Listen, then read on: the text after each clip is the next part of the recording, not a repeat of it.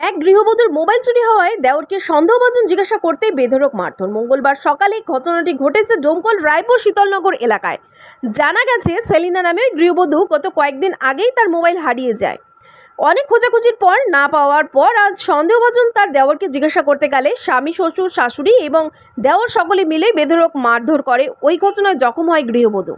তারপরে অজ্ঞাত অবস্থায় মাটিতে লুচিয়ে পড়ে ওই গৃহবধূ। স্থানীয়দের সহযোগিতা তাকে উদ্ধার করে নিয়ে আসা ডোমকল সুপার স্পেশালিটি হাসপাতালে। সেখানে কর্মরত চিকিৎসক শারীরিক অবস্থার অবনতি দেখে বহরমপুর মেডিকেল কলেজ ও হাসপাতালে স্থানান্তরিত করে।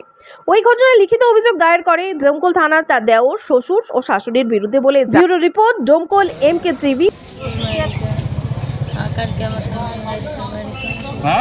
আমার স্বামী কালকে বাড়িতে এসেছে, দিয়ে আমার শ্বশুর সাহারি লাগিয়েছে, সব বাড়ির ভিতরে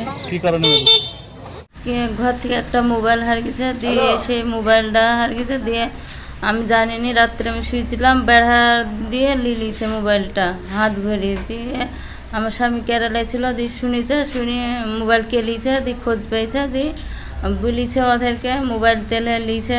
তাই বলে আমার দেওর লিছে মোবাইলটা, দিয়ে আমার দেওরকে শুধাতে গেছে, আমি লিনি তাই বলেছি।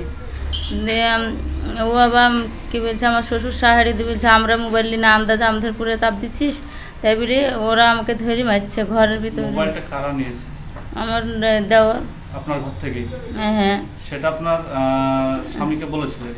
হ্যাঁ। দিয়ে আমার স্বামী বলেছে ঘর থেকে তুই মোবাইল বার লিছিস কেন, তাই বলেছে। তাই বলতে যাই তখন সবাই ধরে মারতে লেগেছে আমাকে।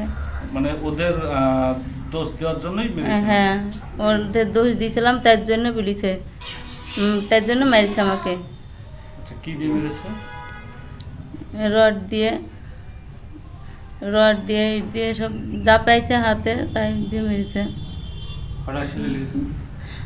দিয়ে তো কী বলছে মাথায় লেগেছে। দিয়ে আমি তো অজ্ঞান হয়ে গেছিলাম। দিয়ে অজ্ঞান অবস্থায় কে ডাক্তার বাড়ি লেগেছে না লেগেছে আমি বলতে পারবো না এখন। দিয়ে সেলাই দিয়েছে, দিয়ে আমার জ্ঞান ফিরেছে, দেখুন লেগেছে। দিয়ে আমার তো বাবা মা শুনেছে, দিয়ে তো আসলো। মেরেছে নাহারুল, মমিনা, শকুল। নাহারুলটা কে? আমার শ্বশুর। আর মমিনা? আমার সাহারি। আর একটা দেওর। তিনজন মিলে মেরেছে? তিনজন মিলে মেরেছে।